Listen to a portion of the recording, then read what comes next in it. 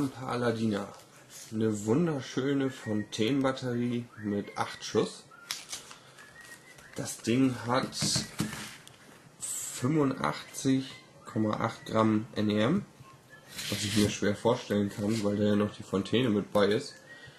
Und die Zerleger der Batterie bzw. der einzelnen Schuss, die hier umzu sind echt brachial, also eine geile Ausbreitung. Und eins muss ich euch noch mit auf den Weg geben: sichert das Ding bloß, bevor ihr das anzündet. Das macht sich super schnell selbstständig. Ihr seht das ja hier, also klebt das vorher auf eine Pappe oder steckt das irgendwie zwischen Steine oder was auch immer.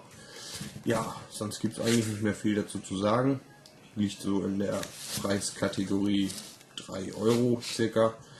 Ja, und dann wünsche ich euch viel Spaß bei dem Video. Jorge Lampe Aladina.